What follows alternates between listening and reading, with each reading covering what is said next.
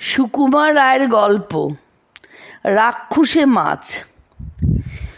বড় বড় কুমির, হাঙর তারাই জ্যান্ত মানুষ খায়, আমরা তো এই জানি। এক হাত হম্বা নদীর মাছ তারা যে আবার জানোয়ার দেখলে কামড়ে ধরে, এমন কথা তো শুনিনি। আমাদের দেশের নদীতে তো এমন রাক্ষসে মাছ দেখা যায় না, কিন্তু দক্ষিণ আমেরিকার আমাজন নদীর আশেপাশে এরকম মাছ দেখতে পাওয়া যায়।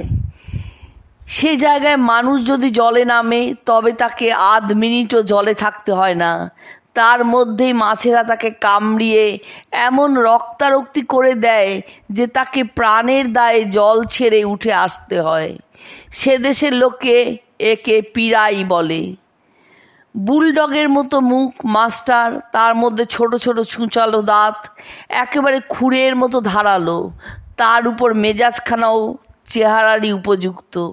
জলের মধ্যে থেকে এক হাত লাফিয়ে ডাঙার মানুষকে কামড়ে দেওয়া তার পক্ষে কিছুই আশ্চর্য নয়, আর যেখানে কামড়ে ধরে সেখানটা খানিকটা ছিঁড়ে না আসা পর্যন্ত সে কামড় ছাড়ে না।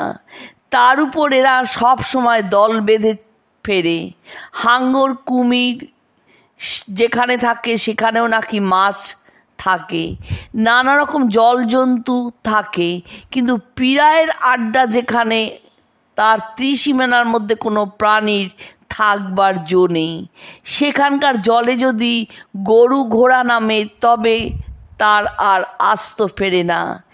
একবার একটা ষাঁড় 20-25 হাত চওড়া একটি নদী পার হতে গিয়েছিল, কিন্তু বেচারার আর পার হওয়া হলো না। তার আগেই রাক্ষসে মাছেরা তাকে খেয়ে শেষ করে দিল। এরকম দুর্ঘটনা অনেক জানোয়ারের ভাগ্যেই ঘটে থাকে, তার মধ্যে মানুষও বাদ পড়েনি।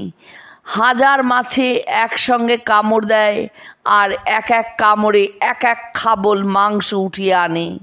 2-4 মিনিটের মধ্যে এক একটা জানোয়ারকে খেয়ে শেষ করে দেয়। কত সময় এমন হয় যে লোকে নদীতে জল আনতে গেছে, হঠাৎ কে তার হাত কেটে নিল। জানোয়ারেরা জল খেতে এসেছে, কট করে তার নাক কেটে গেল। সে দেশের লোকে জানে এ পিরাই মাছের কাণ্ড।